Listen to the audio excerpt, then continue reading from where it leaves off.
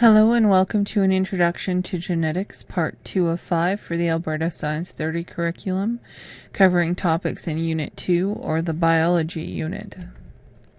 Gregor Mendel is often considered to be the father of modern genetics. He was an Austrian monk who studied and bred pea plants. Mendel's pea plants showed traits that were markedly contrasting. It was later discovered that he was slightly untruthful with his results, and he sort of rounded his numbers to make them more perfect. But the interesting thing about his studies is that he picked the traits that you can tell the difference. You can tell short pea plants from tall pea plants very easily. So the things that he studied were round and wrinkled peas, yellow versus green peas, inflated versus restricted pods, green versus yellow pods, axial long stem flowers versus terminal flowers, gray-brown versus white seed coat color, or tall versus short. So the ones that were particularly important to him were seed form, seed color, pod form, pod color, flower position, seed coat color, and stem length. So if we were to look at the genotype, big R, if we were to ask what the phenotype was, we would look for dominant as round, or big R, wrinkled as little r. So homozygous dominant would be round seeds. A heterozygote, so a dominant recessive individual, for yellow-green would have a yellow seed color because the dominant would be showing up and the recessive would be masked. For little g, the dominant is large G for green pod color, and the recessive is little g for yellow. This is a homozygous recessive, so it would be a yellow seed pod. So the female part is the pistil. It contains the egg.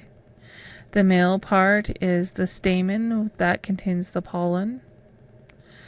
How did Mendel breed peas? Pollen from an anther, was transferred by hand to the stigma of the female part, or to the style. Gregor Mendel cross-pollinated pea plants. He studied traits whose expression were markedly contrasting. For example, he picked height because you could easily tell tall versus short plants. There were no in-between plants. In cross 1, when you breed a tall plant with a tall homozygous dominant with a tall homozygous recessive, all offspring are tall. When he crossed the offspring from this cross, so he crossed the offspring that were all tall together, what he got were offspring that were 25% short and 75% tall. Why was this? He reasoned that the gene for tall is dominant because most of the offspring were tall and only 25% were short. Therefore, the gene for short is recessive. This is an example of a monohybrid cross. So a mono means one. Hybrid means the offspring from cross 1, and he only looked at one trait. So if you cross homozygous dominant with homozygous recessive, all of you get a heterozygote being formed. If you cross your heterozygotes together, so dominant for tall, recessive for tall, dominant for tall, recessive for tall, you get 3 tall plants and 1 short plant. The parents are referred to as a P1 generation. So there are your parents. The first generation, so F1, F means filial. The first generation is the F1 generation, and the second generation, when you cross two of these plants together, is the F2 or filial 2.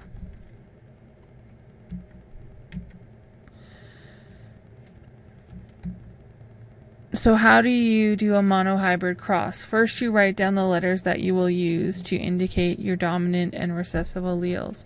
So big T will be tall, little t will be short. Then you write down the genotypes for the parents. You write down the given and leave blanks for the unknown. In this case, with Gregor Mendel's crosses, we knew that they were purebred plants, so we knew that they were big T for one parent and little t for another. Then show the different gametes that each parent will produce. So big T will produce, the purebred tall will produce big T gametes, and the purebred short will produce little t gametes. Then they use something called a Punnett square to show results, which we will go on the next slide. And then you need to state the phenotype and the genotype ratios. Here's an example: cross two pea plants that are heterozygous for the tall trait. Remember, big T is tall, little t is short. The genotypes heterozygous means one dominant, one recessive allele, so big T little t times big T little t. And the gametes that produce are big T little t times big T little t. A Punnett square is simply a table where you put the one parent on the top, the gametes from one parent on the top, and the gametes from the second parent along the sides. So big T, little t, and then you combine them together. So you have one offspring that is big T, little t, a second big T, little t, and you just fill in the, you just bring down the traits. So big T from here, big T from here, little t from here, little t from here. If you're doing a monohybrid cross involving one trait, if your one parent is purebred tall and the other parent is purebred short, the phenotype of all offspring, which are these guys here in the middle, will be tall. And they will all be heterozygous for tall. So if you cross heterozygote, big T, little t, with a heterozygote, big T, little t, again you do the same procedure. You bring the big T's down here, big T, the little t's here, little t, this way, big T, little t. So you have a purebred tall offspring, a heterozygous with the phenotype tall here, a heterozygote with the phenotype tall, and a recessive individual, purebred recessive, that is short. So the phenotype is 3 to 1, 3 tall to 1 short, so 75% tall, 25% short. The genotype ratio is 1 purebred, so 1 big T, 2 heterozygotes, so 2 big T, little t's, and 1 homozygote recessive, so little t. The genotypes of the parents are listed on the top, so round and wrinkled.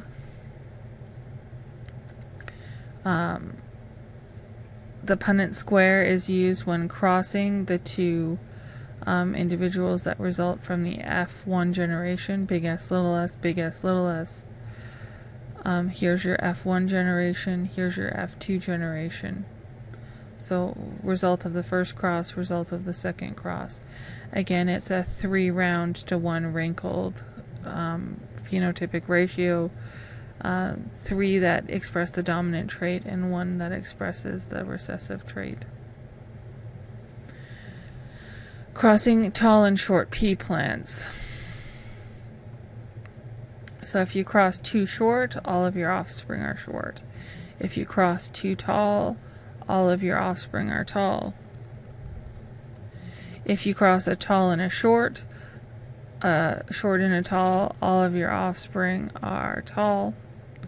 If you cross a short and a tall, most of your offspring are tall, with some being short. So this would indicate that since most of the resulting offspring in these crosses are tall, especially with cross C and D, that tall is dominant. For height, the alleles are big T and little t. Big T means tall and little t means short.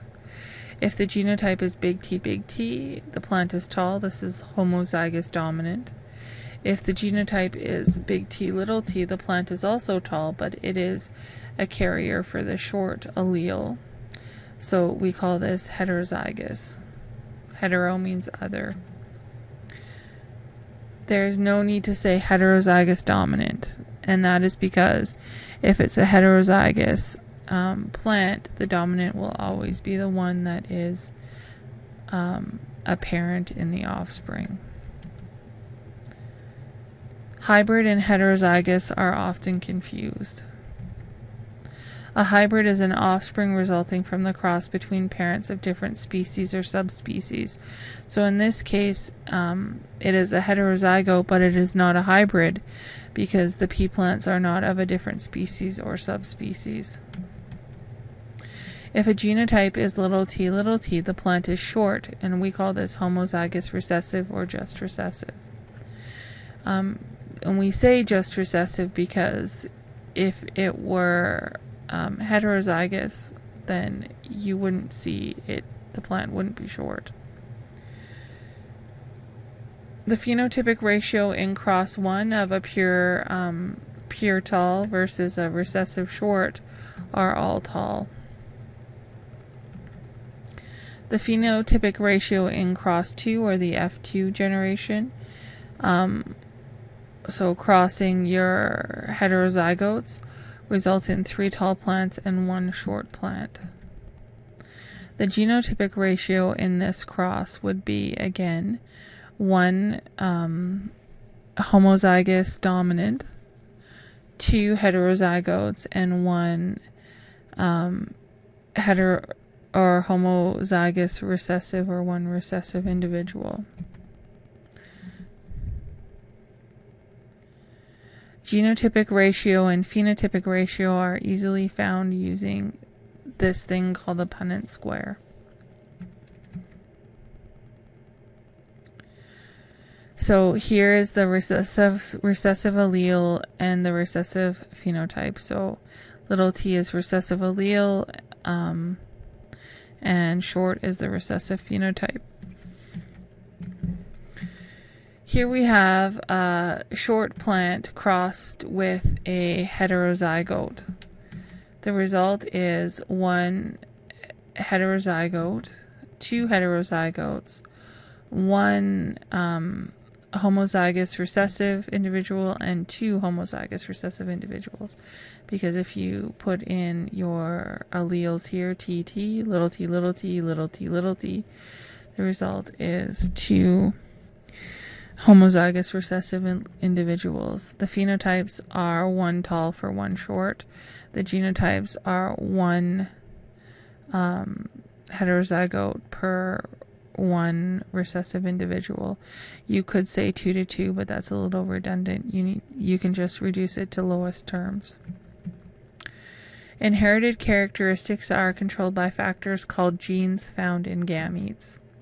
All traits are controlled by a minimum of 2 alleles. Some alleles mask the effect of others, and these are called dominant alleles.